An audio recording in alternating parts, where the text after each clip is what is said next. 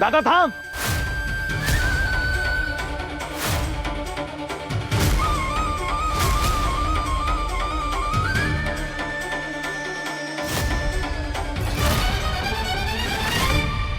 काय बोललास तू सपनाला आता? बिंडोक का? काय केलं तिनं? काय केलं? तू हात बघ वाघमाऱ्यांचा. त्यांना दिसत नाही, माहिती आहे ना तुला त्यांची काय अवस्था आहे, सगळं तुला माहिती आहे. तरी सुद्धा मुद्दाम चाव ओतून त्रास दिलाय त्यांना.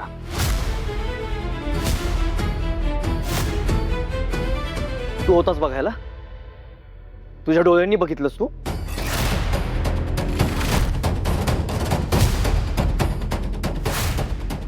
मग सपनाला कसं काय बोलू शकतोस तू? दादा माफी माग सपनाची.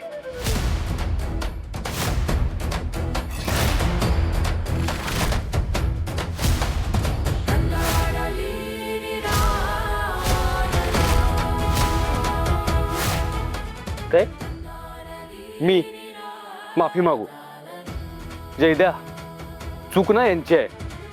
आधी त्यांनी ती चूक मान्य करू दे, मग वाघमाऱ्यांची माफी मागू देत, मग आम्ही त्यांना माफ करू.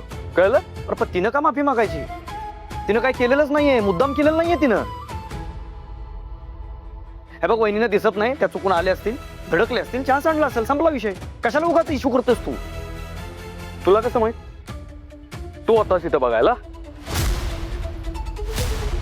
चुकून सांडलाय का मुद्दाम सांडलाय ते? हा? आणि पहिली गोष्ट, मी ना वाघमाऱ्यांना चांगलंच ओळखतो. त्या मुद्दाम कुणाच्या वाट्याला जातच नाहीत. त्यांना दिसत जरी नसलं ना तरी त्या सांभाळून चालतात.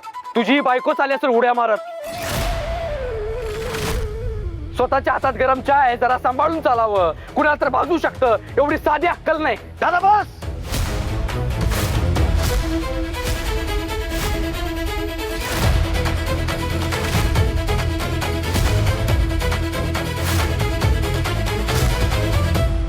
अक्कल काढायचं नाही माझ्या बायकोची. आता कुठं फटाके फुटायला सुरुवात झाली. आगे आगे देखू कैसा धमाका होता है. ए जयद्या, आवाज खाली ठेवून बोलायचा माझ्याशी. तुला जो काय जाब विचारायचा आहे तो तुझ्या बायकोला विचारायचा. माझ्याशी आवाज चढून बोलायचा नाही. का? का बोलायचं नाही? लहान आहे म्हणून सहन करत राहायचं मी आणि माझ्या बायकोनी? आणि मी विचारणार, तुलाच जाब विचारणार. काय रे, दरवेळी सपनाच तुला चुकीची वाटते? तुझी बायको ती चुकत नाही का?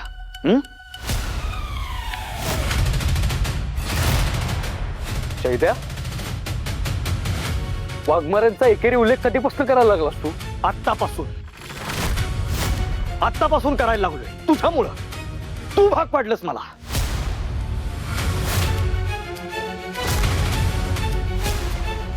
आणि काय दादा, तुला तुझी बायको नेहमीच खरी वाटते.